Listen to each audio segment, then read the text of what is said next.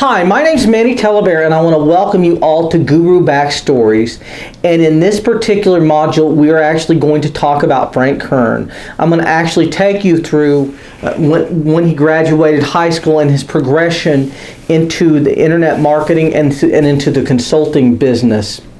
Now, as I get into this and I tell you this story, I can tell you every single thing that I'm going to tell you basically came from Frank Kern himself. I would not tell you something if he hadn't put it out there in the public domain first.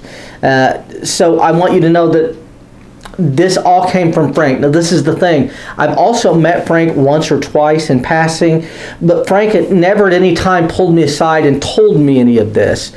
I learned this from going through a lot of Frank Kern products and also going through about every webinar that Frank ever did. And so I learned this over a long period of time.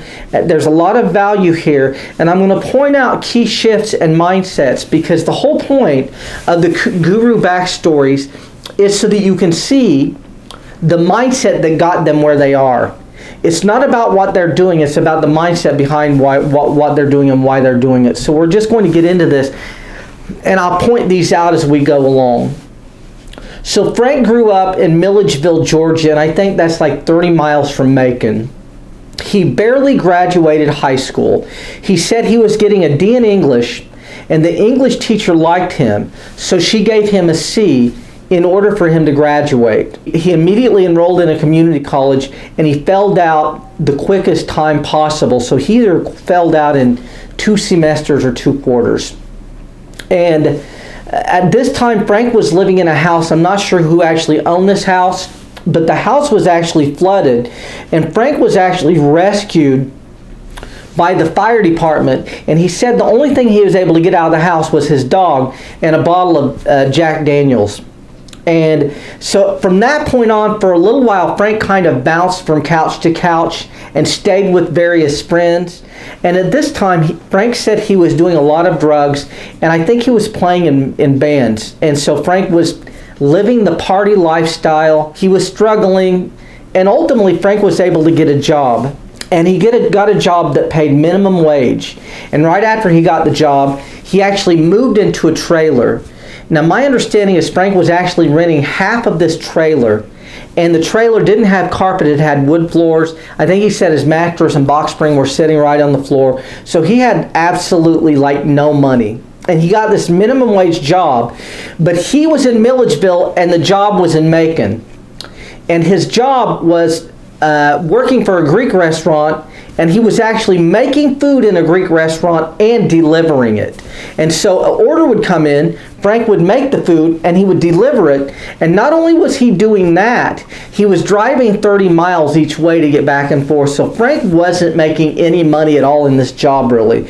And unfortunately, his gas in his trailer got turned off. His hot water heater was ran by gas, and so unfortunately Frank had no hot water. So what he would do is he would put one of these big gulp cups in a microwave, and he would heat it, and he'd go pour that in the bathtub and then do it again in order to actually take baths and showers. And unfortunately this wasn't working out very well at all for Frank. And Frank, like I said, he was struggling. He was into the bands, he was doing a little bit of drugs and things, and he was kind of looking for opportunities to change. And Frank got very, very fortunate. Frank's grandmother went to church with this lady. And the lady came to Frank's grandmother and said, you know, my aunt died and she left me this house. And you could actually buy this house. I'd sell it to you for $12,000. You could put a family member in it. You guys could fix it up and then you could make some money on it. And so Frank's grandmother buys this house and calls Frank and says, do you want to move in this house? And Frank jumps at this opportunity. What Frank's thinking in his mind here is he would have hot water. That was the only thing he was concerned about here. And so Frank moves into the house, and unfortunately this house is smack dab in the middle of the projects. And he said you could look out his window any time of day or night and see open drug trafficking going on. He said, as a matter of fact, if you drive by that house right now today, the house is boarded up, it's still in the projects, and it's not worth any money.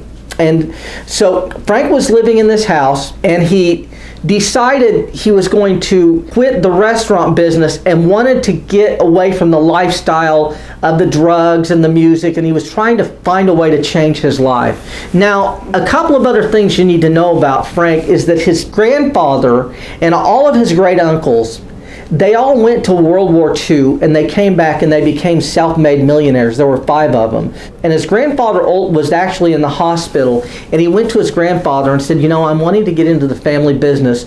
Would you help me out? And Frank's grandfather and all of the great uncles made their money in the automobile business. They had dealerships and things like that. Frank's grandfather said yes. Frank's grandfather gave him $10,000 and said, call your third cousin and he should be able to help you out. So Frank calls his third cousin and said, I'd like to come into the family business. Would you help me out? And his third cousin says yes. Now, the problem is that when the great uncles got back from the war and the grandfather got back from the war and they started these businesses, they were all car dealerships. They were new car dealerships. They were nice car dealerships. And unfortunately, as the generations fell out, the further down the generation got, the less valuable and the less nice the businesses were. And by the time Frank got involved, they were not dealerships at all. What they were buy here, pay here car lots. And so the deal was you would go to auction and you would buy really junky cars and make them just nice enough to sell. And then you would sell those and make a little bit of profit. And unfortunately, you're selling cars, buy here, pay here, so you're dealing with people with bad credit. And the other issue here is all of Frank's family members and every single person who worked at this dealership, now not all of his family members, but his third cousin and all of the people who worked at the dealership, they were convicted felons and they were all drug users. So while he was wanting to get away from that lifestyle, he was actually moving into that lifestyle even deeper. And he said that his cousin had been convicted of a number of felonies like bank robbery, machine gun possession, counterfeiting, and a few other things. And so it wasn't the best environment. It wasn't what Frank thought it was going to be. And so Frank was working at the dealership for a very short time. And then he showed up on a Monday morning, and his cousin was in a self-induced drug paranoia and was scared someone was going to come to the car lot and steal all the cars. And so he gave Frank a Tech 9 machine gun and made Frank get in a van and sit in this van all day and watch the car lot to make sure no one tried to steal the cars. Now, it's Macon, Georgia. It's 100 degrees outside, and in this van it's like 150 degrees probably. And Frank sits in this van all day and he's thinking to himself, who would come here and steal this Volkswagen or this Pinto? These cars aren't worth anything. This is craziness. It's nonsense. And Frank is just thinking this is ridiculous. So Frank sits in the van all day on Monday, goes home, comes back on Tuesday, and on Tuesday he is told to take the porter to change out a battery. Now, a porter at a car lot is a gopher. They do everything. They run and chase parts. They take people from point A to point B. So if someone brings a car in to get it serviced, they might take that person to their job, or they might pick the person up, or something like that. This porter was a convicted felon, did not have a driver's license, had been in prison many times, and they paid the porter $40 a week. They paid him $20 on Thursday and $20 on Friday. And they wouldn't give him the whole $40 on Thursday because they knew if they did, he wouldn't come in on Friday. So Frank shows up Tuesday, takes the porter to exchange a battery that's defective. And they get to the place, they take the battery in, hand the battery to the person at the counter, and the guy goes to the back to exchange the battery. Well, Frank's standing there, and the guy comes up, hands him the battery, and Frank looks around and says, "Where'd my porter go?" And the guy says, "I think he went out back." Frank has this battery in his hand, and he walks out the side door, and he looks down the alley, and he sees his porter in a knife fight with a guy. They're going at it with knives. And Frank completely freaks out, and he runs to the car, throws the battery in the back seat, and locks the doors. And The porter runs down the alley, pounds on the door, and Frank opens the door, and the porter's furious. Well, why didn't you come save me? Why didn't you come help me? And Frank is like, I don't get in knife fights. I just took you to exchange a battery. Now, this porter is cut up real bad. He's cut on his face and his arms, but they can't take him to the hospital because he's a convicted felon. So because Frank can't take this guy to the hospital, they go and they get some gauze and they try to bandage this guy up. But the problem is they get blood in this car, and this car is sold already, and they're just cleaning it up. They're supposed to get it cleaned up and get it ready for someone to pick it up. And so they clean this car up as best they can, but they don't do the best job. I mean, the car's a mess. And so Frank goes back to work, goes home, and comes in Wednesday, and everything is fine Wednesday. There's no problems at all. And so Frank's thinking, Monday and Tuesday were just the twilight zone, and we're going to get back to normal, and we're going to actually make some money and sell some cars. Thursday, Frank comes in, and the cousin had saw the mess in the car and is furious. And Frank comes in, and the cousin is arguing with the porter, and the cousin pulls a gun out and starts shooting at the porter, misses the porter, and almost hits Frank. And Frank said, you know what, that's it, I'm out of here. And Frank quits, and he goes home. And he decides he's going to get into something else. He's going to do something else for a living, and he's had it with all of this. And so he goes home, and he's going through a business opportunities magazine, Entrepreneur or something like that, and he comes across this how to make money in your underwear ad, and it's a Jeff Paul ad, how to make $4,000 a day in your underwear at your kitchen table. And Frank sends Jeff Paul $20, doesn't even have a checking account, so he sends cash, and unbelievably he gets the product in the mail. And so Frank's trying to figure out how to make money and says, wow, this is great. I can make a lot of money online and doing things online. But he's still not quite there yet. And then he buys the J. Abraham, I think he buys the Best Winning Ads book or something. And so he's studying this content.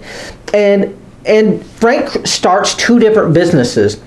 The first business he starts is a dog fencing business, but he's not really making any money with that. And the dog fencing business is basically security for your dog so it doesn't get out of the yard. And then he starts the credit card processing business. And the credit card processing business is basically you go from business owner to business owner. And most business owners actually do credit card processing. And what you do is you talk to them and you find out if you could save them money on their credit card processing fees. And then you try to get them to switch processors, and you can make some money that way. And the thing is, like businesses, if they do a couple $100,000 a month, even though they're only paying 3 or 4% on that credit card processing, if they can get that down 0.5%, it drops to the bottom line. And so Frank was wearing this dark suit, and he'd rented this dark BMW, and he was going from business owner to business owner. It was very, very hot, and he really wasn't making any headway in the credit card processing business. But he was also studying this direct response online marketing. And he thought, you know what I'm going to do? I'm going to call people who are doing internet marketing and see if I can get them to switch their credit card processing. And he calls a guy in Indiana. And he gets this guy in Indiana, and the guy's doing tens of thousands of dollars a month. And Frank says, that is awesome. How are you making so much money? And the guy says, I'm sending spam. And Frank says, that is unbelievable. Will you teach me how to send spam? And the guy says, yes. Now, this is the thing. This would have been around 99 or 2000 or something like that. Sending spam wasn't like a monumental crime at the time. As a matter of fact, it might not have been a crime at all. This would have been the wild, wild west days of the internet. It might have been frowned upon, but it probably wasn't illegal. While I don't know 100% who it was, in my mind it probably was Terry Dean, because Terry Dean is also from Newcastle, where I'm from, and he's the only person in Indiana I know at that time who would have been making large amounts of money.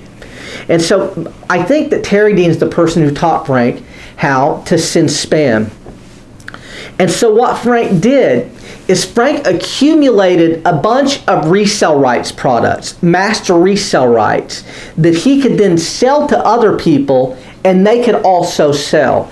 So he created this very large bank of resale rights, and he created videos on how to create a website and run traffic and do all of this stuff, and he called it Instant Internet Empires. And he sold like 18,000 of those for $47 each. So Frank made a decent amount of money, but the problem is it wasn't nearly all profit because he had pay-per-click ads and banner ads, and so he was keeping like maybe half of the money. The problem is that a group of people who bought Instant Internet Empires from Frank started selling it, and they were selling it using Frank's name. And then what they would do is they would get people on the phone who bought it, and they would sell those people. They would sell them coaching over the phone. They were high-pressure boiler room operations, and they were not fulfilling on their obligations, and they would not let people cancel. And so this was a problem, and the FTC found out about it, and the FTC got a hold of Frank. And Frank said, look, here are the cease and desist letters I've sent these people. This isn't me. This is another group of people. I can't get them to stop. And I've done everything that I can. Unfortunately, the FTC looked at what Frank was doing, and they felt it was a pyramid scheme because he was selling products and telling other people, sell these products and you can make money. And while that is a very, very legal thing to do in this industry, and a lot of people make money from resale rights, they didn't like it, and so the FTC sued Frank, and they put him out of business. They took all of the profit he made from Instant Internet Empires, and they made him send a letter to everyone who had bought from him, and he had to tell them all that, you know, what I did was wrong, you probably shouldn't sell this product, this isn't the right thing to do.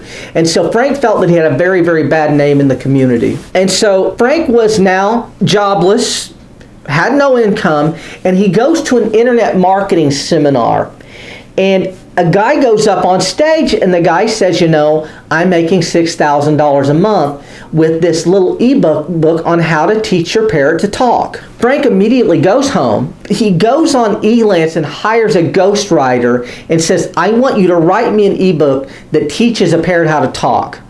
And he spent $1,600 on this ebook, and then he started driving traffic to it, and Frank was immediately making $3,600 a month from one ebook. And that's the only income he had. That was the only thing at that time he was doing. And he ran into Ed Dale somewhere, and they ultimately sat down and had coffee. And Ed Dale had helped his sister-in-law with a wedding planning business get up and running on the internet, and she was making $3,600 a month. So Frank was making $3,600 a month. Ed Dale's sister-in-law was making $3,600 a month. And Ed Dale said, why don't you come to the UK and let's do a product called the Underachiever Method, and we're going to teach people how to make their first dollar online. Now, the problem here is Frank is scared to death that the FTC is going to come after him again. He didn't want anything to do with biz ops. He was very, very fearful that the government would come in and intervene again. But Ed Dale said, look, you'll be in the UK. I'm going to set everything up. I will actually sell the tickets. I will get everything set up. The only thing you'll need to do is come over and speak. Bring some of your friends, and it'll be a good time. And so Frank did it. So Frank was convinced to do this, and he did the Underachiever Method with Ed Dale in the UK. He goes to the UK, does the Underachiever Method, and then he comes back. And when he gets back, he's trying to find the next opportunity because he's doing the teach your parrot to talk, and he's thinking, what else can I sell people? And what does he refer back to? What did he do in the past? In the past, he did a dog fencing business. So he says, maybe I can teach obedience training. Goes back to Elance, has someone write an ebook, obedience training for your dog. And he starts selling this as a product, and he's making money again, doing very, very well. And then what happened is Frank found out that there were 600 different breeds of dogs. And when he found that out, he hired someone to create some type of software for him.